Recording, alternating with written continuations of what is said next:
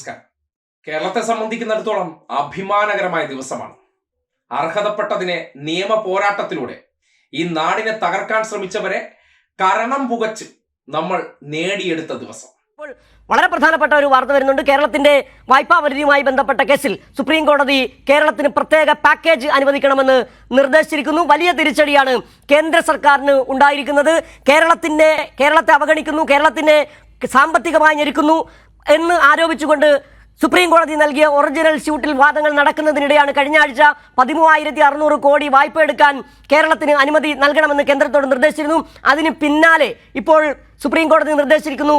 വലിയ തരത്തിൽ കേന്ദ്രത്തിന് തിരിച്ചടിയാകുന്ന സുപ്രീം കോടതിയുടെ നിർദ്ദേശം. കേരളത്തിന് ഒരു പൈസ പോലും കേന്ദ്രം തരാനില്ല.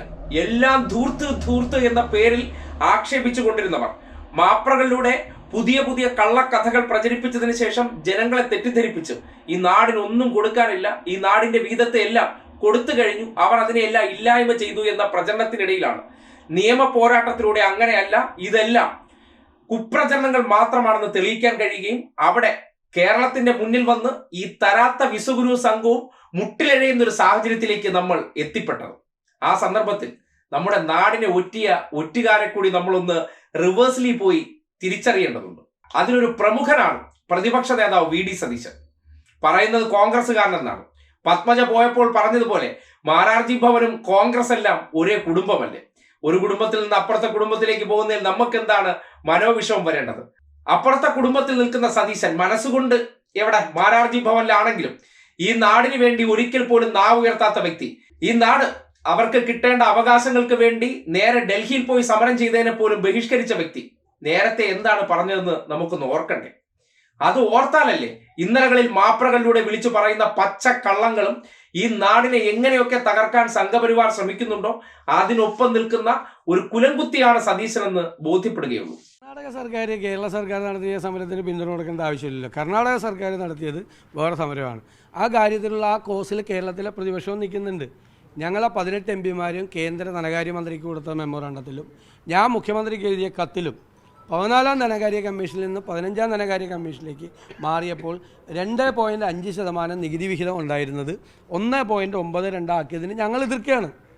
ഞങ്ങളിപ്പോൾ ഇവരുടെ കൂടെ പോകാത്തതിൻ്റെ കാരണം പല പ്രാവശ്യം വ്യക്തമാക്കിയിട്ടുള്ളതാണ്.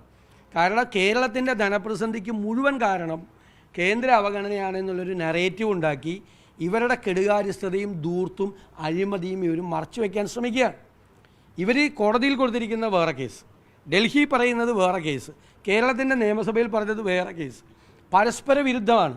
57,800 കോടി രൂപ കേന്ദ്രത്തിൽ നിന്ന് കിട്ടാനുണ്ട് എന്ന് പറയുന്നത് നുണയാണ്, പച്ചക്കള്ളമാണ്.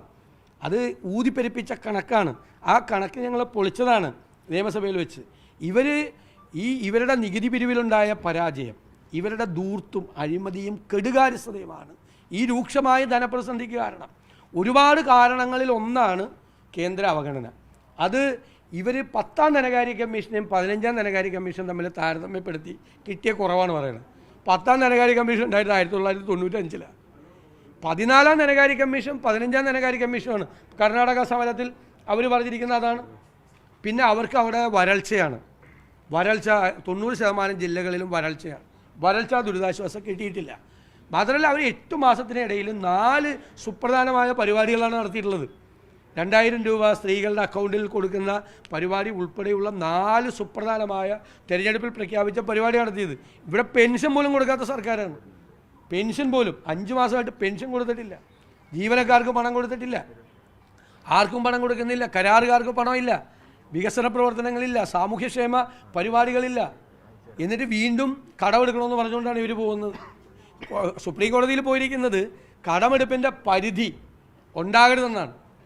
ഇവരെ കടമെടുപ്പിൻ്റെ പരിധിയും കൂടി മാറ്റിയാൽ ഇവരെ എവിടെ പോയി നിൽക്കും കേരളം? അത്ര രൂക്ഷമായ ധനപ്രതിസന്ധിയിലേക്ക് സംസ്ഥാനത്തെ ഇവർ തള്ളിയിട്ട് എന്നിട്ട് ഞങ്ങളിത് നേരത്തെ പറഞ്ഞതല്ലേ, ഞങ്ങളൊരു സുപ്രഭാതത്തിൽ ഉണ്ടാക്കിയതാണോ?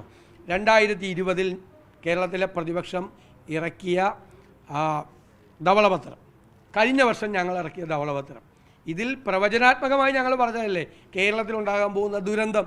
ഞങ്ങളുടെ നറേറ്റീവ് 4-5 വർഷമായി നിയമസഭയ്ക്കകത്തും പുറത്തും ഈ ധനപ്രതിസന്ധിയെക്കുറിച്ചുള്ള കൃത്യമായ ഓർമ്മപ്പെടുത്തലുകൾ തിരുത്താൻ വേണ്ടിയിട്ട് ഞങ്ങൾ ശ്രമിച്ചിട്ടുണ്ട്. തിരുത്താൻ വേണ്ടിയിട്ട് ശ്രമിച്ചിട്ടുണ്ട്. സർക്കാരിന് ക്രിയാത്മകമായ നിർദ്ദേശങ്ങൾ ഞങ്ങൾ കൊടുത്തിട്ടുണ്ട്. അപ്പോഴൊന്നും അതൊന്നും മൈൻഡ് ചെയ്യാതെ എല്ലാ കുഴപ്പത്തിലേക്കും ചെന്ന് ചാടി അവസാനം നിലയില്ലാ കയത്തിലേക്ക് കേരളം പോവുകയാണ്. എന്നിട്ട് തിരഞ്ഞെടുപ്പ് അടുക്കണതിൻ്റെ തൊട്ട് മുമ്പ് പോയിട്ട് ഒരു സമരം നടത്തിയിട്ട് ഇതെല്ലാം എവിടെ പോയി? 5 കൊല്ലമായല്ലേ ഈ ധനകാര്യ കമ്മീഷൻ പ്രവർത്തിക്കുന്നു. 5 കൊല്ലമായല്ലേ ഈ ധനകാര്യ കമ്മീഷൻ 1.92 ആക്കിയിട്ട്. ഈ ധനകാര്യ കമ്മീഷൻ്റെ കാലാവധി തീരുവാണ്. ഇത്രയും നാൾ ഈ സമരം കണ്ടില്ലല്ലോ കേന്ദ്രത്തിൻ്റെ മുമ്പിൽ. എവിടെയായിരുന്നു സമയം? അപ്പോൾ ഇപ്പോൾ നിലയില്ലാ കയത്തിൽ പെട്ടുപോയപ്പോൾ നിവൃത്തിയില്ലാതായപ്പോൾ ജനങ്ങളെ നുണ പറഞ്ഞ് കള്ളം പറഞ്ഞ് 1000 വട്ടം നുണ ആവർത്തിച്ച് പറഞ്ഞുകൊണ്ടിരിക്കുക. അതാണ് തന്ത്രം, ഇവരുടെ തന്ത്രം. കേരളത്തിന് അടിയന്തര സാമ്പത്തിക പാക്കേജ് നൽകാനാണ് നിർദ്ദേശം നൽകിയിരിക്കുന്നത്. സുപ്രീം കോടതിയിൽ കേരളം നേടിയ മഹത്തരമായ വിജയം, ഭരണഘടന അനുശാസിക്കുന്ന ഫെഡറൽ തത്വങ്ങളെ സംരക്ഷിക്കാൻ വേണ്ടി കേരളം ഈ രാജ്യത്ത് ഒറ്റയ്ക്ക് നടത്തിയ പോരാട്ടത്തിന്റെ വിജയമാണ് കണ്ടത്. ആ വിജയം പുറത്തു വന്നതിന് ശേഷം ഇന്നിപ്പോ BJP അല്ലെങ്കിൽ സംഘപരിവാർ ചാനലായിട്ടുള്ള ഏഷ്യാനെറ്റ് അറിയാലോ, ഇപ്പോ മുതലാളിയാണ് തിരുവനന്തപുരത്ത് BJP സ്ഥാനാർത്ഥിയായിട്ട് മത്സരിക്കുന്നത്. കേന്ദ്രമന്ത്രി രാജീവ് ചന്ദ്രശേഖരന്റെ ഉടമസ്ഥയിലുള്ള ഏഷ്യാനെറ്റ് ചാനലിലെ ഒരു പ്രധാന സംഘീയ അടിമ ഇന്ന് അതിനെ സംബന്ധിച്ച് റിപ്പോർട്ട് ചെയ്തതും കൂടി ഒന്ന് കേൾക്കണം. കാര്യം എന്താണ് ഇന്നലകളിൽ പറഞ്ഞതെന്നും ധൂർത്താണെന്നും സംഘപരിവാർ പറയുന്ന കഥകളെ അതേപടി ഈ നാടിന്റെ മുന്നിൽ ഛർദ്ദിച്ചുകൊണ്ടിരുന്നവർ ഒറ്റയടിക്ക് നിറം മാറിയിട്ട് അങ്ങും തൊടാതെ ഇങ്ങും തൊടാതെ റിപ്പോർട്ട് ചെയ്തത് എങ്ങനെയെന്ന് കൂടി കണ്ടിരിക്കേണ്ടതുണ്ട്. ധൂർത്തുണ്ടെന്ന് പ്രതിപക്ഷം കൂടി പറയുമ്പോഴാണ് സംസ്ഥാന സർക്കാരിന് അവരുടെ വാദത്തെ ഒന്നുകൂടി ബലപ്പെടുന്ന രീതിയിലാണ് സുപ്രീം കോടതിയിൽ നിന്നും വീണ്ടും കിട്ടുന്ന അനുകൂലമായ നിലപാട്. 5000 കോടി അടിയന്തരമായി നൽകണം എന്നുള്ള കാര്യത്തിൽ കേരളത്തിന്റെ എന്തായാലും ഇനിയൊരു വലിയ പ്രതിസന്ധി സാമ്പത്തിക വർഷത്തിന്റെ അവസാനത്തിലേക്ക് എത്തുന്ന സമയത്ത് എങ്ങനെ മുന്നോട്ട് പോകും എന്നുള്ള ആശങ്കയിൽ നിൽക്കുമ്പോൾ കേരളത്തിന് ഏറ്റവും വലിയ ആശ്വാസം തന്നെ എന്ന് കൃത്യമായി പറയാം. ഇതാണ് സകലമാന വിഷയങ്ങളിൽ നമ്മുടെ നാട്ടിൽ നടക്കുന്നത്. മാധ്യമങ്ങളിലൂടെ കുപ്രചരണങ്ങൾ, കള്ളക്കഥകൾ സൃഷ്ടിക്കുക, അതിനെ സംഘപരിവാറുകാരും കോൺഗ്രസുകാരും പാടിപ്പാടി നടക്കുക, ആൾക്കാരുടെ ഇടയിൽ തെറ്റിദ്ധാരണ നടത്തുക. ഏതെങ്കിലും ഒരു കാര്യം ഈ അടുത്ത കാലത്ത് ഗവർണർ എന്ന ഇവരുടെ മറ്റൊരായുധം, അയാൾ നടത്തിയ ഏതെങ്കിലും ഒരു ഇടപെടൽ ഇതുവരെ കോടതിയിൽ ചെന്നപ്പോൾ നിലനിന്നു? ഒന്നും നിലനിന്നിട്ടില്ല. സാമ്പത്തികത്തെ സംബന്ധിച്ച് 1 രൂപ പോലും ഈ നാട്ടിൽ തരാനില്ലെന്ന് നിർമ്മലാ സീതാരാമനെ കൊണ്ട് പറയിച്ചു.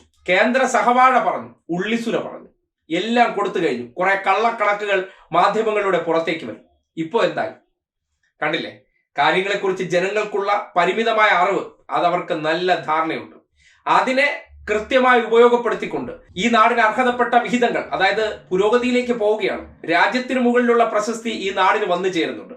അപ്പോ ഇല്ലാതാക്കണം.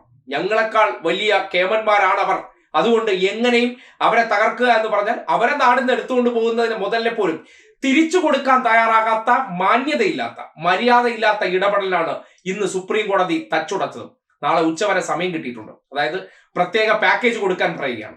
കേരളത്തിന് അർഹതപ്പെട്ട കടമെടുക്കാനുള്ള പരിധി ഈ അടുത്ത കാലത്ത്, അതായത് ഒരാഴ്ചയ്ക്ക് മുമ്പ് 13,680 കോടി എടുക്കാനുള്ള അനുമതി നൽകാൻ പറഞ്ഞു. അങ്ങനെ കേരളം മുന്നോട്ട് നിരത്തിയ എല്ലാ കാര്യങ്ങളും ശരിയാണെന്ന് ഈ നാടിന്റെ പരമോന്നത നീതിപീഠത്തിന് മനസ്സിലായിരിക്കുകയാണ്. അതിനനുസരിച്ചുള്ള ഇടപെടലും ഉണ്ടായിരിക്കുകയാണ്. ഇനിയും ഈ നാടിനെ തകർക്കാൻ വേണ്ടി ശ്രമിച്ച ഈ കുലംകുത്തി ടീംസ്, അവർ പറയുന്നതിനെ കണ്ണടച്ച് വിശ്വസിക്കുന്നവർ മനസ്സിലാക്കിക്കോളൂ, ഇവരൊന്നും സദുദ്ദേശത്തിലല്ല. ഇവർക്ക് ലക്ഷ്യം വേറെയാണ്. അധികാര കേന്ദ്രങ്ങളിലേക്ക് എത്താനുള്ള കുറുക്കു വഴികൾ. അതിന് അവർ ഏറ്റവും വലിയ ആയുധമായി ഉപയോഗിക്കുന്നത് ഇവിടത്തെ മാപ്രകളെയാണ്. മാപ്രകളിലൂടെ വരുന്ന പല കഥകളും നിങ്ങൾ കരുതുമ്പോൾ പ്രമുഖ മാധ്യമത്തിൽ വന്നല്ലോ, അതെല്ലാം പിന്നിൽ ചില തിരക്കഥകളും ചില സംവിധായകരും ചില അണിയറ പ്രവർത്തകരും വളരെ വ്യക്തമായിട്ട് അല്ലെങ്കിൽ വളരെ വിദഗ്ധമായി നിങ്ങളുടെ മുന്നിൽ എത്തിച്ച് തെറ്റിദ്ധരിപ്പിച്ച് അതിലൂടെ ഈ പറയുന്ന സംവിധാനത്തെ, ഈ നാടിനെ ഈ രീതിയിലേക്ക് വളർത്തി അല്ലെങ്കിൽ ഈ രീതിയിലേക്കുള്ള മാറ്റങ്ങൾ കൊണ്ടുവന്ന ഒരു യഥാർത്ഥ സംവിധാനത്തെ തകർക്കാനുള്ള സംഘടിതമായ ശ്രമമാണെന്ന് സുപ്രീം കോടതിയിൽ നിന്നുള്ള ഈ ഇടപെടൽ തന്നെ തെളിയിക്കുകയാണ്.